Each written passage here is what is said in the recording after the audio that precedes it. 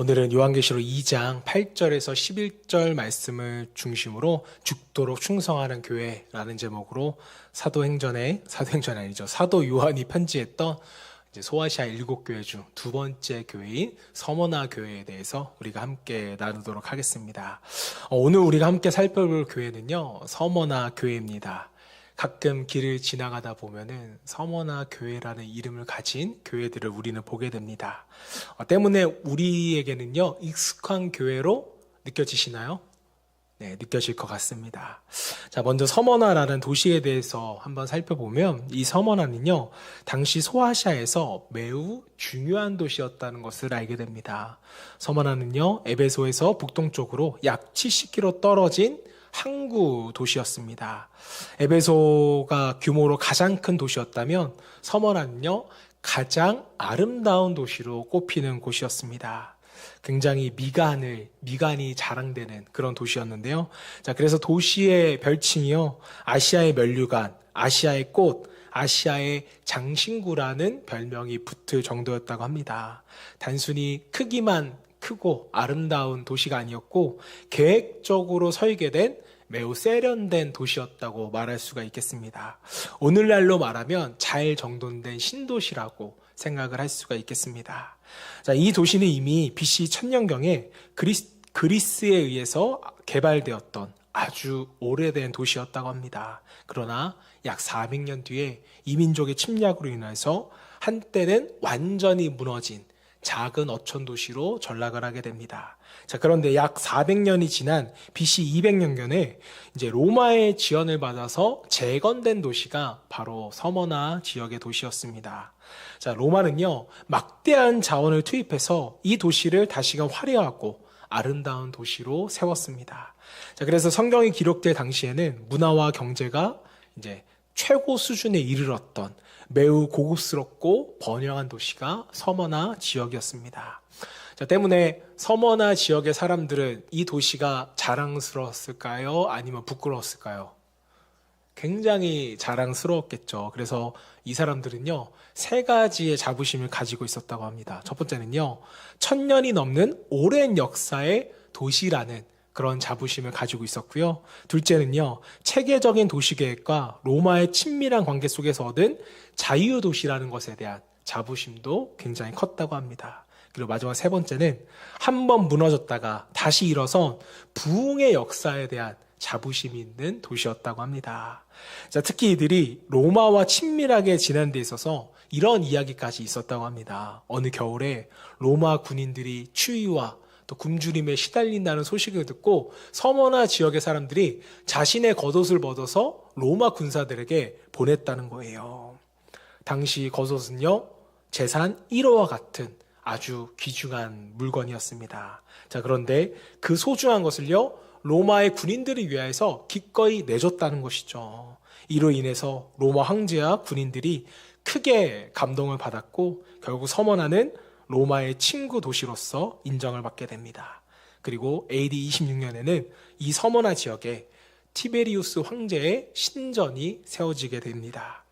자, 황제의 신전이 세워질 정도의 도시였으니까 로마와의 관계가 얼마나 좋았는지는 우리가 짐작해 볼 수가 있습니다. 자, 그리고 또 한 가지 특징은요, 이곳에는 유대인들이 매우 많이 거주했던 도시였다고 합니다. 당시 유대인들은요, 각 도시의 경제권을 많이 쥐고 있었는데 서머나도 유대인들의 영향력이 매우 컸다고 전해집니다. 자, 성경에는요, 이 지역의 교회가 어떻게 세워졌는지는 정확히 기록되어 있지는 않아요. 하지만 사도 바울이 에베소에서 사역하던 기간 그 복음을 전했을 가능성이 매우 큽니다. 자, 그렇게 해서 이 아름다운 도시 한가운데 뭐가 세워진 거예요? 하나님의 교회가 세워진 겁니다. 자, 그런데 여러분, 이렇게 화려하고 부요해 보이는 도시 서머나에 세워진 이 교회를 향해서 주님은요, 오늘 본문에서 전혀 다른 이야기를 하고 있다는 것을 우리는 느끼게 됩니다. 세상적으로 보면 이 도시는 굉장히 풍요롭고 성공한 도시였어요. 하지만 그 안에 있는 교회는 가난하고 환난 가운데 있었다고 성경은 우리에게 증언합니다. 우리 본문 9절 앞부분 한번 같이 읽어볼까요? 시작.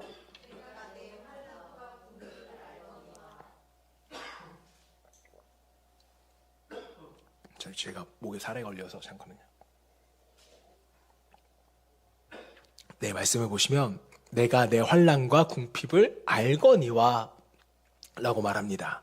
자, 서머나 교회는요, 신도시에서 부요한 신앙생활을 할 줄 알았는데 그게 아니라 뭘 당하는 교회였어요? 환난과 궁핍을 당하는 교회가 바로 서머나 교회였습니다. 자, 여러분, 어떻게 이런 일이 생겼던 것일까요? 오늘날 서머나 교회가 우리에게 주는 이 메시지를 나눌 때 서머나 교회는 칭찬받는 교회였다는 것을 우리는 알게 됩니다. 자, 우리에게 환난과 궁핍이 있을지언정 하나님께 칭찬받을 수 있는 교회와 성도 되기를 먼저 주님의 이름으로 축복합니다. 자, 그렇다면 칭찬을 받았던 서머나 교회를 통해서 우리에게 주시는 첫 번째 메시지는 무엇일까? 자, 살펴보면 첫 번째는 예수님이 있다면 우리는 참된 부요자라는 사실입니다. 자, 주님은요, 계획된 문명 도시이며 또 1000년이 넘는 역사를 자랑하던 서머나 사람들에게 자신에 대하여서 이렇게 소개를 합니다. 8절 말씀, 처음이며 마지막이요 죽었다가 살아나시니가 이르시되. 자, 여러분, 서두에 말씀드렸지만 서머나 사람들은 뭘 자랑하던 사람이었어요? 도시의 오래된 역사와 번영을 자랑하던 사람들이었습니다. 자, 그러나 주님은요, 그 자랑을 향하여 정면으로 도전하고 계시는 거예요. 너희가 지금 1000년의 역사를 가지고 자랑하느냐? 나는 역사의 시작요 끝이다. 나는 죽음을 이기고 다시 살아난 생명의 주인이다. 라는 것을 선포하고 계십니다. 자, 여러분, 세상에 아무리 자랑할 것이 많아도 그 모든 것 위에 계신 분이 바로 예수 그리스도라는 사실을 우리는 잊어서 안 될 것입니다. 자, 그런데 그 주님이 서머나 교회를 향하여서 이렇게 말씀하시는 거예요. 9절 말씀 다시 봅니다. 내가 내 환난과 궁핍을 알거니와 실상은 내가 부유한 자니라. 지금 서머나 교회 성도들은요, 현실적으로 매우 어려운 상황에 있다는 것을 우리가 알 수 있습니다.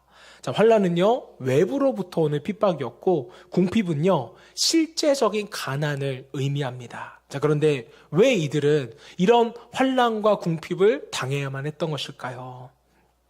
서두에 말했다시피 서머나는요, 로마의 전폭적인 지지로 세워진 도시였습니다. 때문에 친로마의 성향이 굉장히 강했겠죠. 그래서 뭐도 있었다고 했죠? 아까 티베리우스 황제의 신전까지도 이곳에 있었습니다. 자, 그래서 황제의 신전에 가서 절을 해야 하는 우상 숭배가 강요되었는데 서머나 교회 성도들이 이것을 했어요? 반대했어요? 반대했어요. 그러니까 로마 정부가 나서서 이들을 핍박하기 시작했던 것입니다. 때로는 감옥에 가두기도 하고 때로는 폭력도 가해졌다는 것입니다. 자, 그리고 서머나 지역은요, 많은 유대인들이 상권을 잡고 있었는데 예수를 믿는 그리스도에게는 물건을 팔지를 않는 거예요. 경제적으로 고립을 시키며 그들에게 더 큰 어려움을 주었다는 겁니다. 자, 그래서 서머나 교회의 성도들은 그들의 삶은 점점 더 힘들고 궁핍해질 수밖에 없었습니다. 자, 그런데 여러분, 오늘 말씀을 보면 주님은 그들을 향하여 뭐라고 말씀하고 계세요?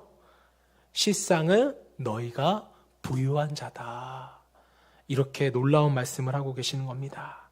자, 왜 서머나 교회 성도들은요, 부유한 자일까요?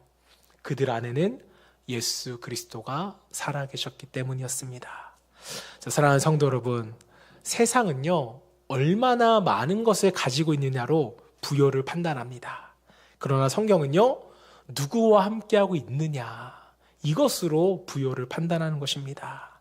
비록 큰 집이 없고 좋은 차가 없고 우리가 많은 재산이 없다 할지라도 천지 만물의 주인이신 예수 그리스도가 우리 안에 계시다면 우리는 이미 가장 부유한 자인 줄로 믿습니다. 여러분, 부자세요, 아니세요? 우리는 부자입니다. 육신의 재물과 권력과 건강은 우리를 잠시 기쁘게는 할 수 있어요. 그러나 생명이신 예수 그리스도는 우리를 영원히 풍성케, 영원히 부욕케 하는 줄로 믿습니다. 우리가 잘 아는 우리 초대 한국교회의 귀한 목사님이죠. 길선주 목사님의 삶이 저는 그것을 보여준다고 믿습니다. 길선주 목사님은요, 목사가 되기 전에 약재상을 여러 개 운영하면서 큰 부를 가진 사람이었습니다. 하지만 평양 대부운동 가운데 성령의 역사를 경험하게 되면서 자신이 약재상을 열 수 있었던 가장 결정적인 이유가 친구의 돈을 몰래 떼먹고 약재상을 차렸기 때문에 큰 부를 얻었다고 자신은 고백을 합니다. 진실된 회개와 함께 이후에는 모든 것을 내려놓고 복음을 위하여 살아갑니다. 심지어 굶주림 속에서도 복음을 전했다고 하고요. 심지어는 말의 배설물 속에서 콩을 씻어서 먹으면서까지도 그 사명을 감당했다고 합니다. 여러분, 길선주 목사님, 세상의 기준으로 본다면 부유한 자예요? 가난한 자예요? 가난한 자예요. 그러나 주님의 눈으로 길선주 목사님을 본다면 이는 누구보다도 부유한 사람이었습니다. 왜냐하면 그의 마음속에는 사라지지 않는 보배, 예수 그리스도가 계셨기 때문입니다. 여러분, 저는 진심으로 여러분들에게 묻습니다. 세상에서 부유한 자가 되고 싶으세요? 아니면 주님 안에서 부유한 자가 되고 싶으십니까? 정말로 주님 안에서 우리가 부유한 자가 되고 싶다면 방법은 한 가지입니다. 그게 뭘까요? 버리는 것입니다. 세상의 부유함은 모아야 부유하지만 그리스도 안에서의 참된 부유함은 버리셔야 돼요. 덜어내셔야 합니다. 내가 가진 재물, 내가 가진 시간, 내가 가진 자존심까지도 주님을 위하여 버릴 수 있을 때 이 모든 것을 주님이 기억하시고 우리에게 뭐라고 말씀하세요? 실상은 내가 부유한 자다 라고 말씀하실 때 서머나 교인들이 누렸던 그 세상에 줄 수 없는 평안과 부유함을 우리가 누리게 될 줄로 믿습니다. 저 여러분 모두가 주님 안에서 참된 부유함을 누릴 수 있기를 주님의 이름으로 축복합니다.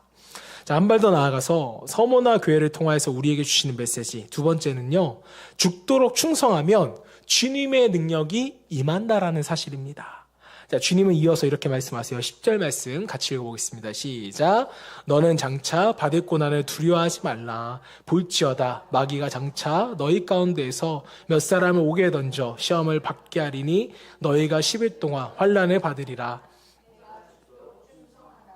자, 여러분, 이 말씀은요, 단순한 겉면이 아니라 고난 한가운데 있는 성도에게 주시는 결단의 명령이었습니다.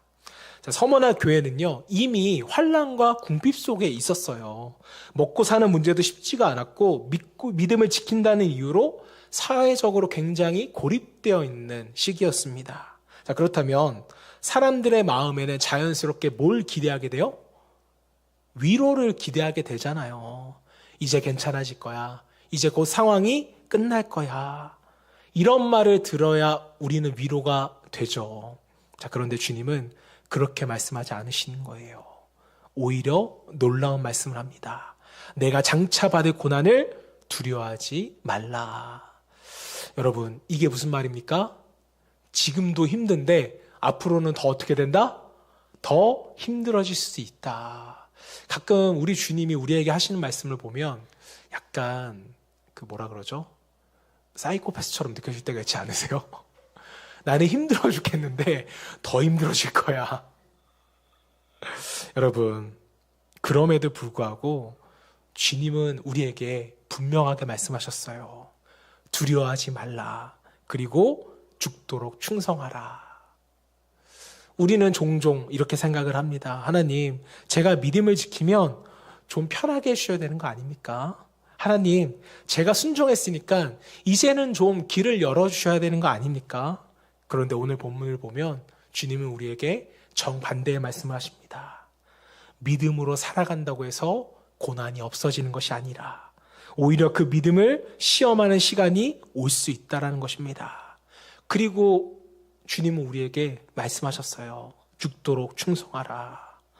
자, 여러분, 여기서 죽도록이라는 표현은요, 단순한 표현이 아니에요. 정말로 뭐까지 걸라는 거예요? 생명까지도 걸라는 거예요. 끝까지 가라는 것입니다. 환경이 어떠하든지 상황이 어떠하든지 너희는 포기하지 말라는 거예요. 왜요? 참된 부유함을 가진 사람은요, 환경에 흔들리지 않기 때문입니다.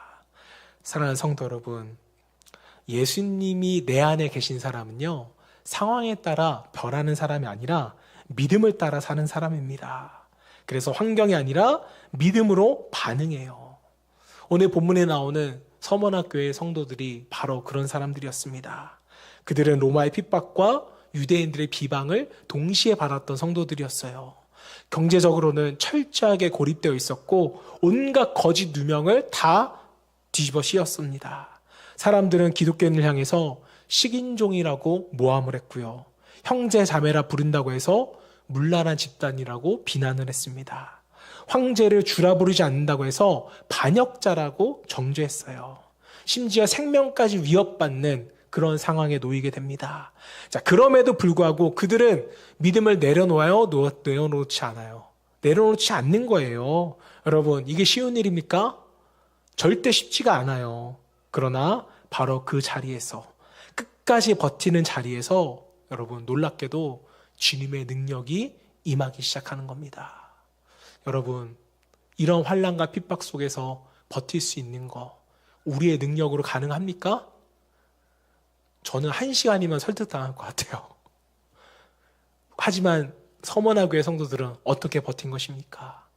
하나님의 능력이 있었기 때문에, 복음의 능력이 있었기 때문에 이것을 버텨낸 것입니다. 사랑하는 성도 여러분, 하나님의 능력은요, 결코 편안한 자리에서 경험되는 게 아니에요.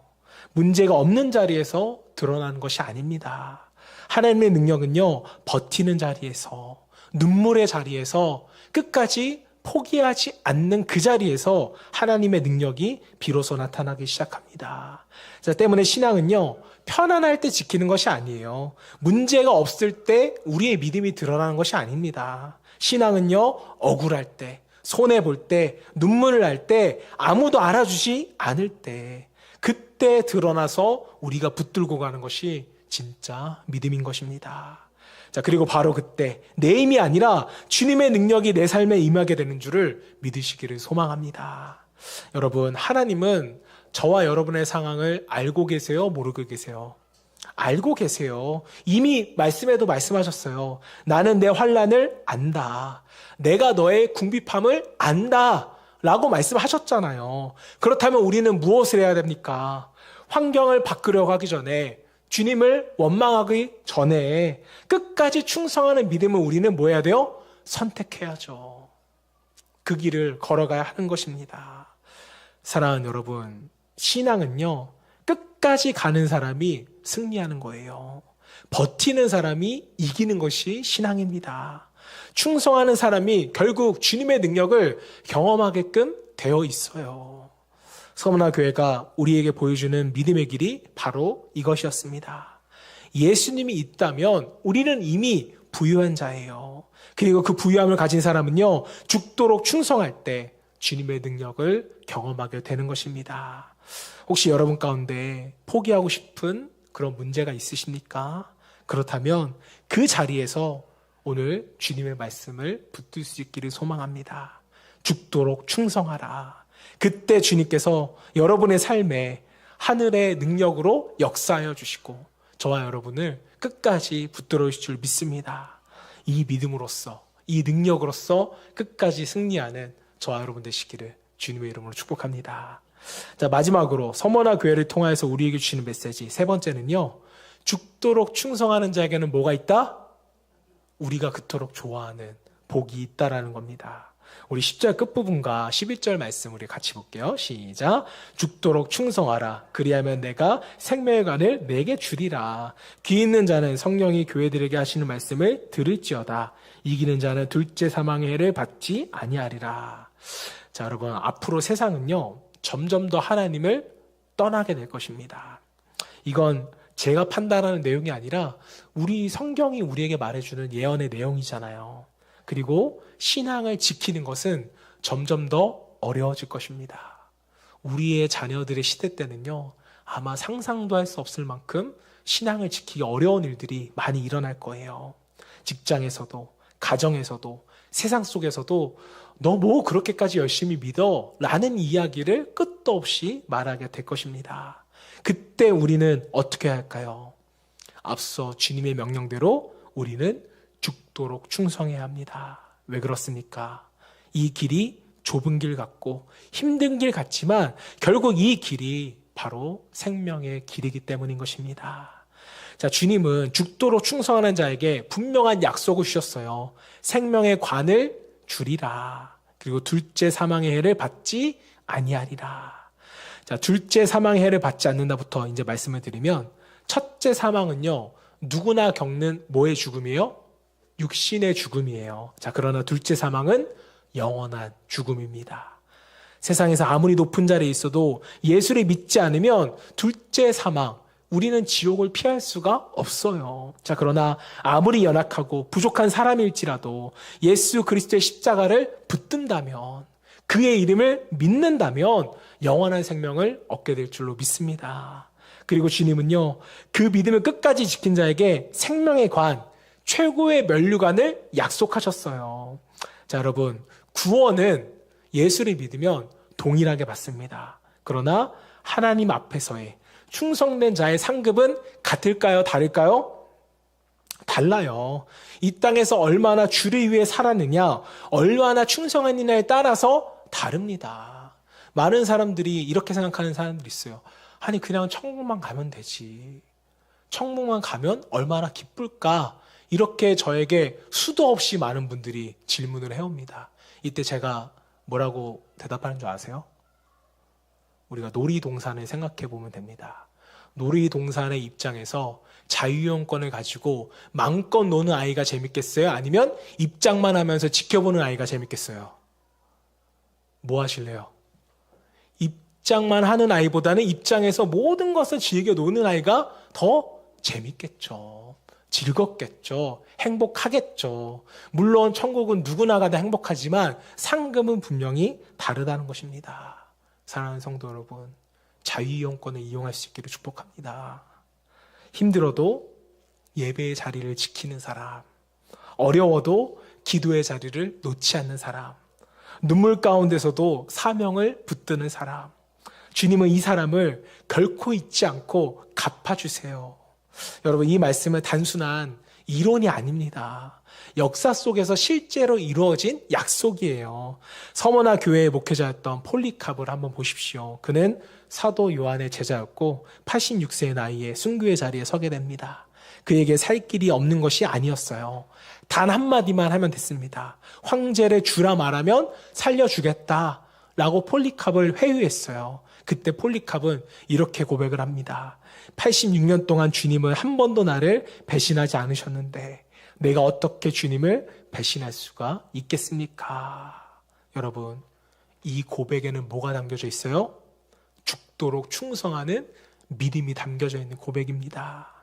불 속에 던져질 위험 앞에서도 그는 흔들리지 않았어요. 오히려 담대하게 복음을 전하는 것입니다. 그리고 마지막까지 하나님께 영광을 돌리며 순교의 길을 걸어갑니다.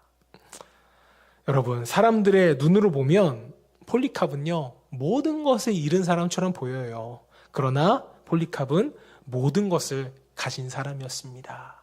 왜입니까? 그의 삶이 주님께 인정받은 삶이었기 때문입니다. 사랑하는 성도 여러분, 서머나 교회가 우리에게 보여주는 마지막 믿음의 길은 바로 이것입니다.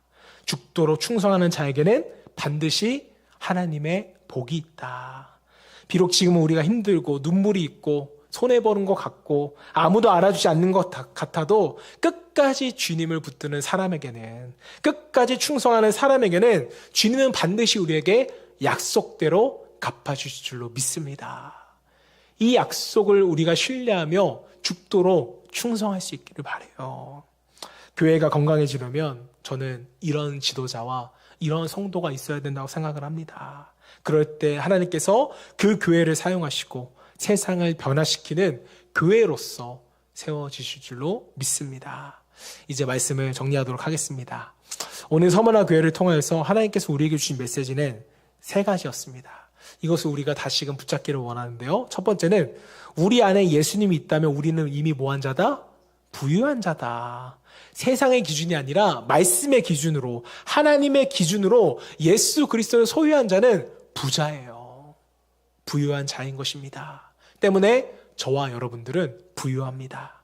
자, 둘째는 죽도록 충성할 때 주님의 능력이 임한다고 했습니다. 환경이 아니라 믿음을 붙들고 끝까지 나아갈 때 우리는 우리의 힘이 아니라 주님의 능력이 임하게 되고 환난과 궁핍을 이겨내는 역사가 일어나게 됩니다.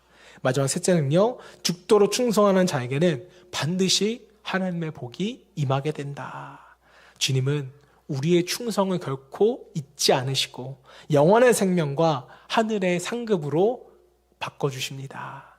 사랑하는 성도 여러분, 이 세 가지 믿음이 우리 삶 가운데 분명히 세워져 나가기를 소망합니다. 어떤 상황에서도 우리가 예수님을 붙들고 정말 끝까지 충성하고 하나님의 약속을 바라보며 살아갈 수 있는 저와 여러분 되시기를 주님의 이름으로 축원합니다.